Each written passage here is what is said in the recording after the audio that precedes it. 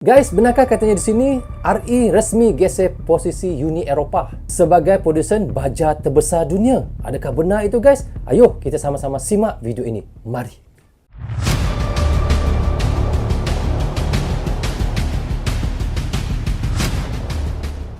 Assalamualaikum, apa khabar semua? Berjumpa lagi kita di dalam Brozul Channel guys. Apa khabar anda orang Indonesia?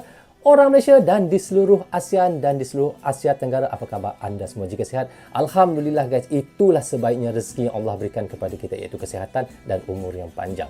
Okey guys, hari ini saya mahu menyaksikan satu video daripada channel Info Istana. Bagaimana yang dikabarkan di sini, kabar yang ditunggu-tunggu, RI resmi geser posisi Uni Eropah sebagai produsen baja terbesar dunia. Begitulah yang kita tahukan selama ini, bagaimana Uni Eropah memang sangat untung besar guys. Kenapa saya bilang begitu untung besar? Berpuluh-puluhan tahun mereka membeli barang yang belum jadi daripada Indonesia dan dijadikan barang itu menjadi barang yang sudah siap, barang yang sudah jadi dan dijual semula ke negara-negara lain termasuklah Indonesia dengan harga yang tinggi. Sedangkan mereka membeli dengan Indonesia nikel, dan kita tahu nikel itu adalah Indonesia lah negara yang kira terbesar di dalam dunia yang mengeksport nikel, dan mereka membeli dengan harga yang sangat murah guys. Tetapi apabila mereka menjadikan nikel itu barang yang sudah jadi dan mereka menjual dengan harga yang sangat tinggi, itulah yang ditanggung, itulah yang diterima oleh Indonesia puluhan tahun.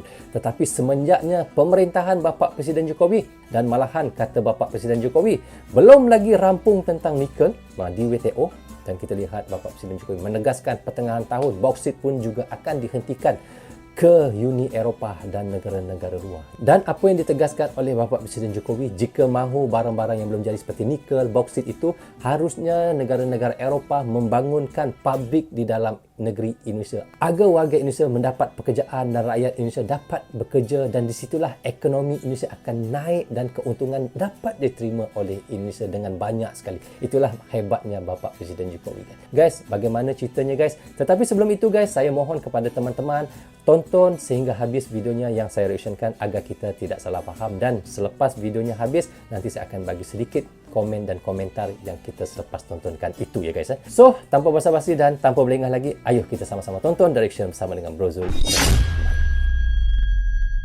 Kabar gembira, Indonesia resmi geser posisi Uni Eropah sebagai negara produsen baja terbesar di dunia. Presiden RI Joko Widodo nampaknya bakal bergembira. Pada akhir tahun ini, kesuksesannya mengembangkan hilirisasi nikel di dalam negeri berbuah sangat manis. Dan diprediksi sampai pada tutup tahun ini, Indonesia akan mendapatkan nilai tambah dari ekspor hilirisasi nikel mencapai 33 miliar US dollar atau 514 triliun dengan kurs 15.600 per US dollar. Banyaknya guys, sampai 33 miliar US dollar ya keuntungan nikel. Pendapatan hilirisasi nikel mencapai sehingga 33 ya miliar US dollar, banyak ya.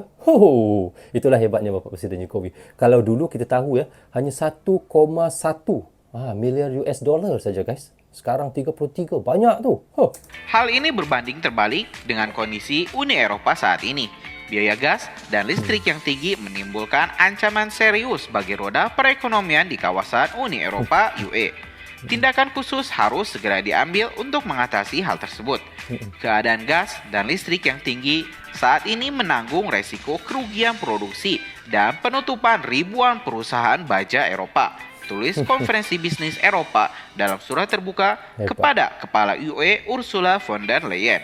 Menemukan cara segera di tingkat UE untuk mengurangi dampak pelemahan harga energi yang dihadapi oleh bisnis di Uni Eropa adalah masalah yang sangat serius, lanjut surat tersebut.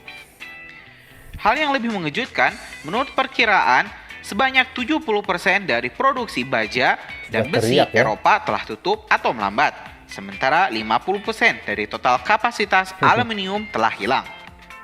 Ada bahaya nyata bahwa bisnis dan khususnya industri padat energi akan pindah ke luar Eropa secara permanen. Di pihak Indonesia, dalam catatan Kementerian Koordinator Bidang Kemaritiman dan Investasi Kemenko Marves, sampai Oktober 2022 ini, nilai ekspor dari hilirisasi nikel itu sudah tembus 28,3 miliar US dollar. Dan di akhir tahun ini ditargetkan bisa mencapai 33 miliar atau 514 triliun. Keuntungan fantasi tersebut diketahui dilakukan melalui suksesnya hilirisasi nikel menjadi besi baja. Bahkan, ke depan, dari turunan nikel tersebut akan dikembangkan lagi nilai tambahnya menjadi baterai litium.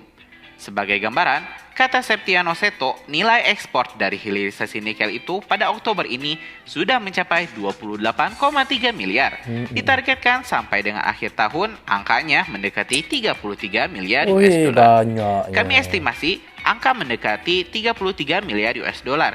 Ini adalah sesuatu yang sangat signifikan, terang Septian Seto dalam Forum Kemaritiman Investasi, Rabu, tanggal 7 Desember tahun 2022.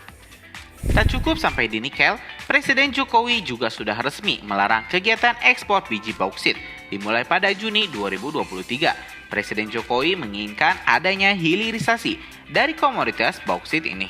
Kelak, dari hasil penyetopan ekspor biji bauksit dan pengembangan hilirisasi bauksit di dalam negeri, pendapatan negara akan mengalami kenaikan yang sangat signifikan menjadi kurang lebih 62 triliun dibandingkan pada tahun-tahun sebelumnya yang hanya mencapai 21 triliun. Banyak. Selain itu, pelarangan ekspor biji bauksit dan nikel ini telah membuat 27 negara anggota Blok Uni Eropa keteteran. Mereka berusaha keras untuk menemukan cara guna mengurangi pukulan dari biaya yang melonjak. Menteri Energi dari Uni Eropa bertemu di Bucharest pada hari Jumat lalu di tengah dorongan oleh beberapa negara untuk menetapkan batas harga pada biaya gas. Namun, perbedaan mencolok dari profil penggunaan energi negara-negara Uni Eropa membuat upaya menemukan solusi bersama menjadi tantangan besar dan hampir mustahil. Sebelumnya, tanda-tanda penutupan usaha besar-besaran akibat harga energi yang mencekik sudah mulai terlihat.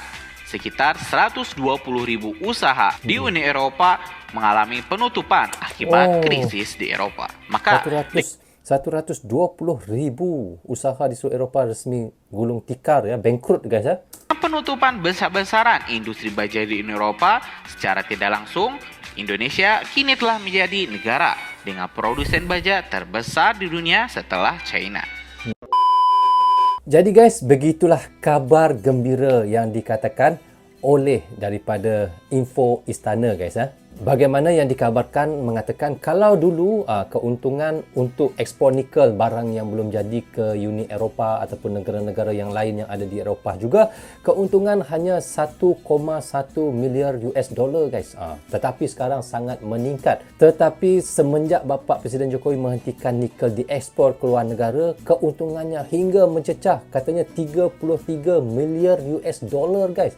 Banyaknya, bukan satu kali lipat, dua kali lipat keuntungan yang diterima, tetapi malahan berpuluh-puluh lipat kali ganda yang diterima oleh Indonesia di atas keuntungannya. Dihentikan nikel, barang yang belum jadi diekspor ke luar negara, dan kita lihat itulah keuntungan yang didapati oleh Indonesia. Dan kita lihat nanti apabila pertengahan tahun 2023 dihentikan lagi, iaitu bauksit diekspor ke luar negara. Kalau sekarang ini keuntungan untuk ekspor bauksit hanya 22 triliun untuk setiap tahun keuntungan. Tetapi sekarang ini guys, apabila dihentikan nanti juga bauksit ke luar negara, bisa mencecah hingga 60 lebih triliun guys keuntungan yang diterima oleh Indonesia.